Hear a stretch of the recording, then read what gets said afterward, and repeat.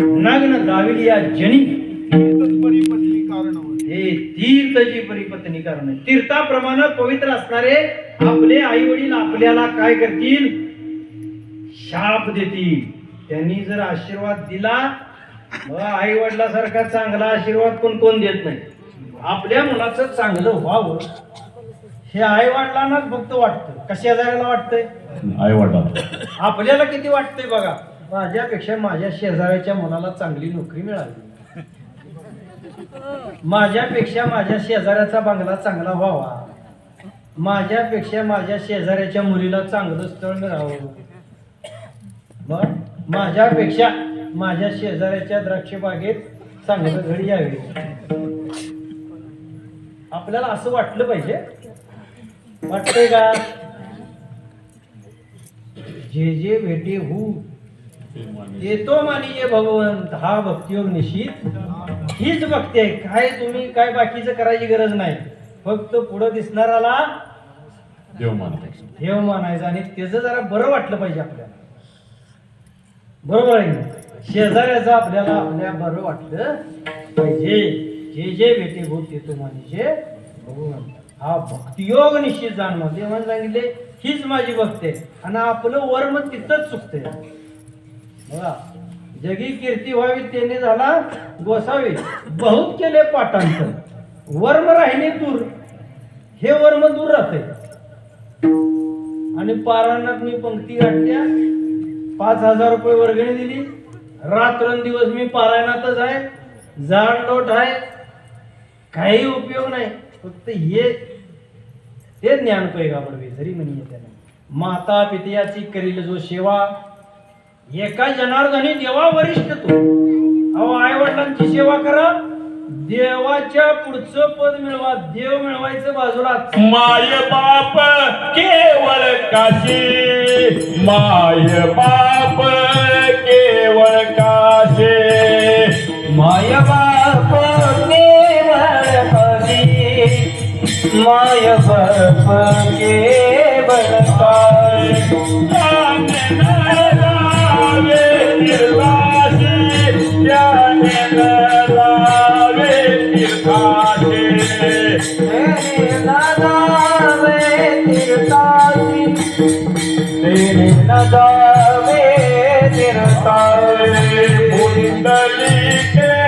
काय गेले पुंडलिके, काय गेले काय गेले पुंडलिके, काय गेले.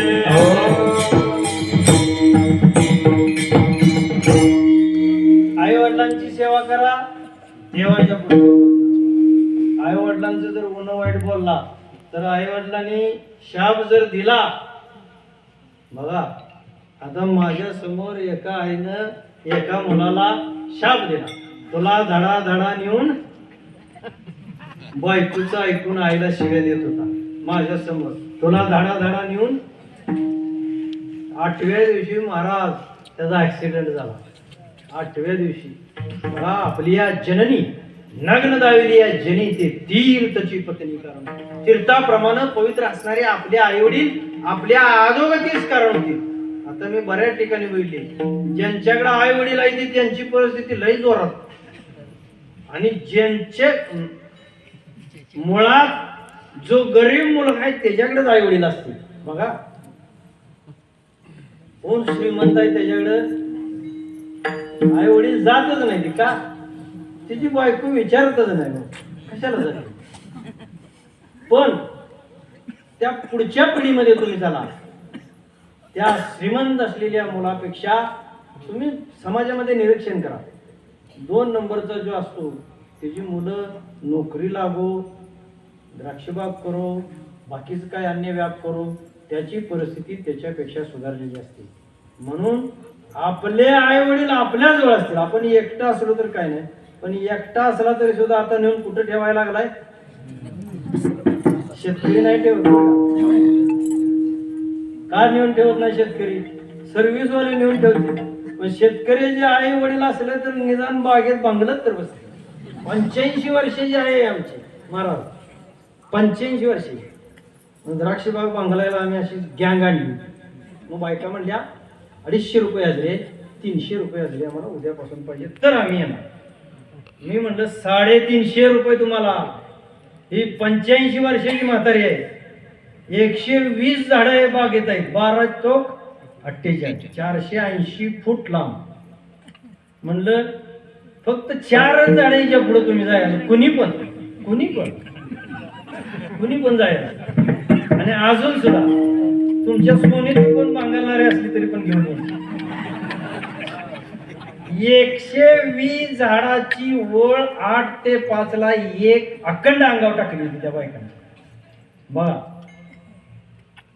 माता पित्यासी करी जो नमणी, धन्य त्याचे पुण्य रूप. 91 पासून 91 माळ घातल्यापासून माझ्या डोक्यात आलं आई वडिलांचं दर्शन घ्यावं. आमचे वडील वारकरी, आजोबा वारकरी, मी वारकरी, कीर्तनकार. त्यावेळेपासून आई वडिलांचं दर्शन चालू. अजिबात घरातनं बाहेर पडायच्या अगोदर आईचं वडिलांचं दर्शन. अहो, हातात नुसतं असं माती धरली तर सोनच.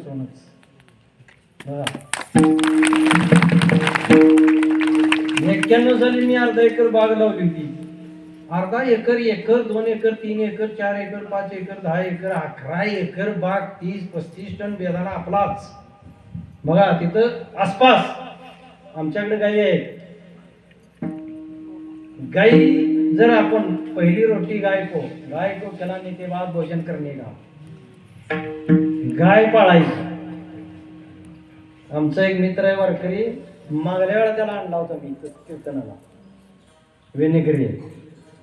म्हणला महाराज तुमचं घर मोठं बंगला झाला म्हणले, आमचं का ताई व्हायचा? तर मी म्हणलं गाय पाळायची असते त्याला. भूमीच पवित्र म्हणलं तुमची. म्हणला कुठून आणायची? चला म्हणलं मी देतो. आमच्या पाहुण्यांच्या पती आपल्याच गाडीनं आणून त्याच्या दारात नेऊन बांधली. गाडीचं भाडं किती? गाडीचं काय भाडं नाही म्हणलं, बंगला झाल्यावर बघू. 1 वर्षात महाराज, अजून आहे तुम्हाला, आता तुम्ही येताय एक वेळा आपण त्यांच्याकडे चहा प्यायला जाऊ. 1च वर्षात बंगला तयार. म्हणजे गायमुळे झालं, माझ्यामुळे नाही म्हणलं, गायमुळे झालं. बरं झालं. आता तसाच एक दोस्त आमचा म्हणजे महाराज आमचं घरी घर व्हायचं, तुम्ही गाय पाळा म्हणलं. गाय पाळल्याशिवाय काय उपयोग? गाय आणि माय. त्यानं पण गाय बांबोड्याला जाऊन आणली, अजून आहे बघा आता पाळलेली. गाय आणली, 6 महिन्यात घर बांधायचं चालू.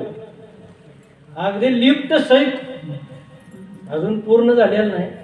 पण समाजामध्ये आम्ही काय सांगतो बघा, पवित्र आहे, भूमीच पवित्र तुमची.